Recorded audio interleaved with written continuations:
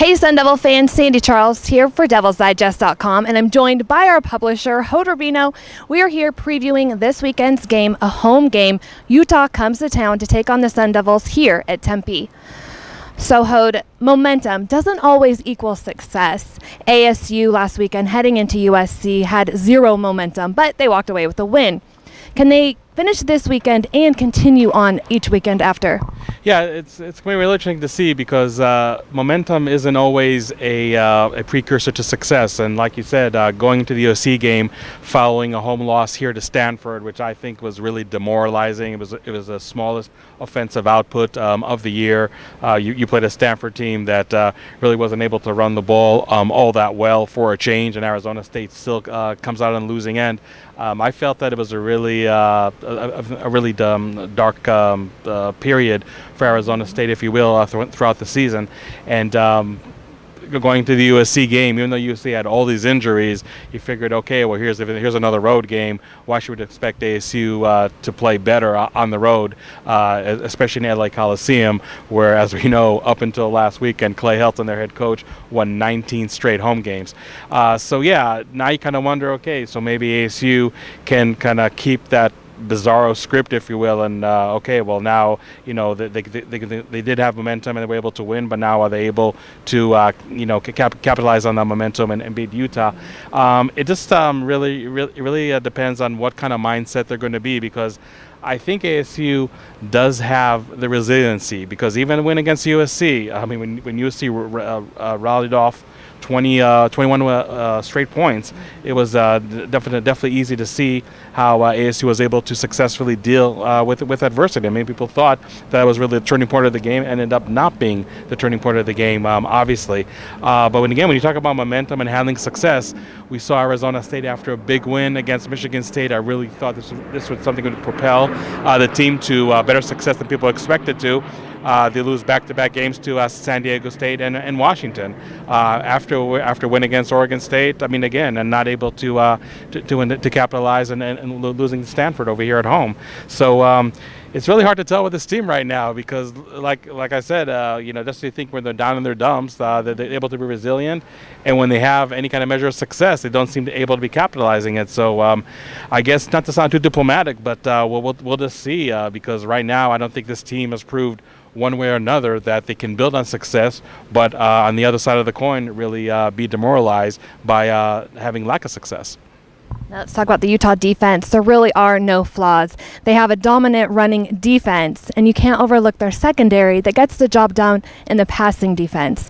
What do you think of this matchup? Yeah, I mean, when you look at the numbers, they're really daunting, especially when it comes to run defense. Not only they're allowing just 81 yards rush a game, but the second best team in the Pac-12 is 50 yards worse than them. There's this absolute domination in their front seven. And when you look also at their secondary, they're only allowing 205 yards a game, which I believe is fourth best in the Pac-12. So when it comes to the ASU offense, you really need to be prepared in your mind, and Herm Edwards addressed this earlier today, that you might punt a little more than you want to, and you're going to be stuffed with this running game, which has been absolutely great the last week, and really for most of the season with Benjamin. You're going to have to be prepared to really take your lumps, and not having anywhere close to success that you had last week against USC when Benjamin rushed for 185 yards.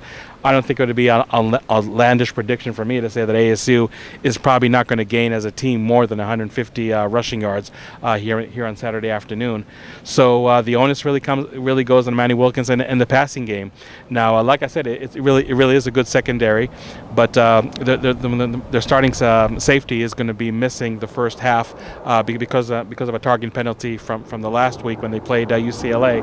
So I know it's kind of weird to go with the game plan saying, okay, we got 2 quarters that we really need to take as much advantage as we can, and just hope we can do the same in the second half.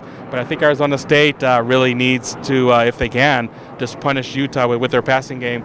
And I think they really need to be calculated and measured. I mean, I love that quote that Manny Wilkins had leading up to the USC game, saying that it's okay to have a lot of dink and dunk, 3-yard, 5-yard outs. I mean, really, in a way, if your running game is not going the way you want it to, having those short passing yards, as long as you're moving the chains, is really having just a running game, just instead of somebody running the ball, just somebody passing the ball. I mean, the result's going to be the same. So I think Arizona State really needs to exploit as much as they can that aspect, but really be patient whether it's running the ball or passing the ball, because Utah is such a solid defensive unit. You're really going to have to just pick your spots on how and when to attack it. And I necessarily would not go down the field to Frank Darby and N'Keal Harry early and often, even though they're both proven that they can really be playmakers, 30, 40, 50-yard passes. But I really feel that that can be measured, that can be calculated, and really hope that their success with the passing game, especially early in the game, can just loosen up that front, that maybe, just maybe, you can find some daylight running the game.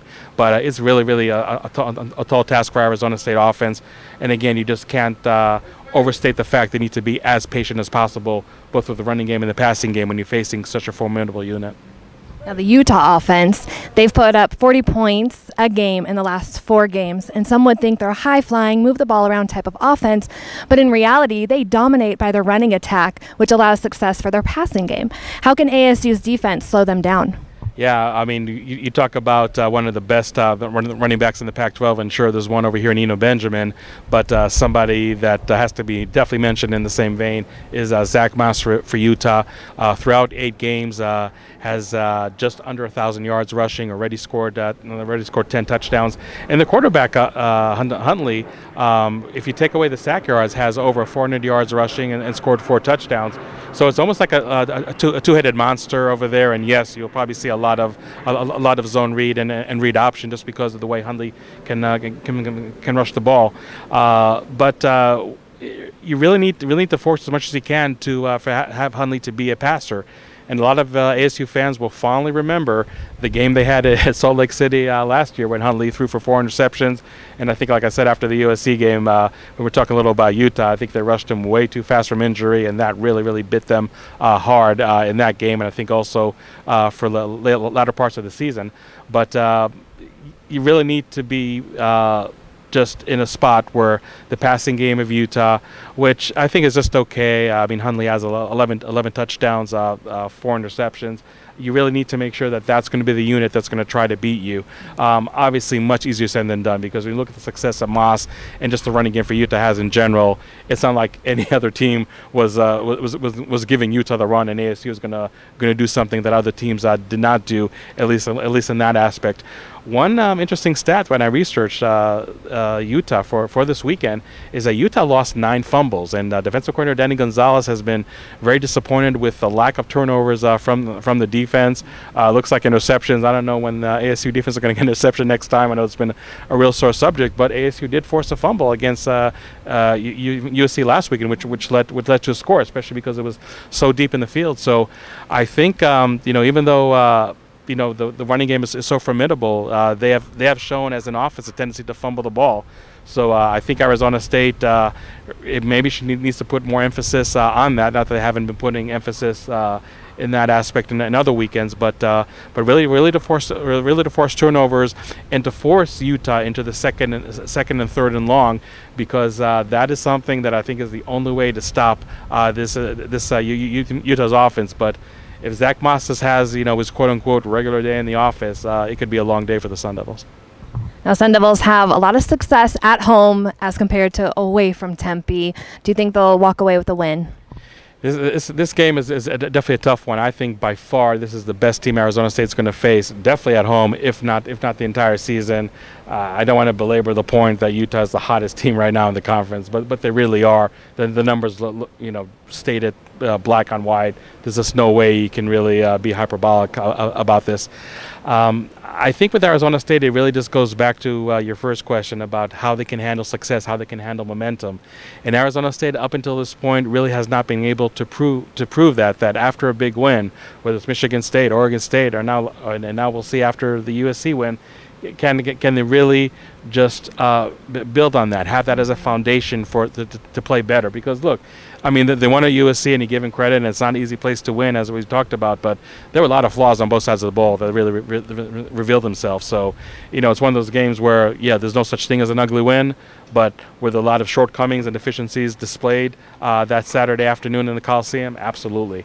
And again, when you look at Utah, it's a team right now that's humming, and I think the only thing you might want to look at with Utah is that it seems like they have some kind of November curse. When we talked to their insider Alex Markham earlier this year, it's a team that for some reason does not do well in the last month of the season, and really especially on the road too. In those last few games of the year, just doesn't seem to be the same team as September and October. So that's something that I think maybe could help Arizona State if that trend does keep reoccurring.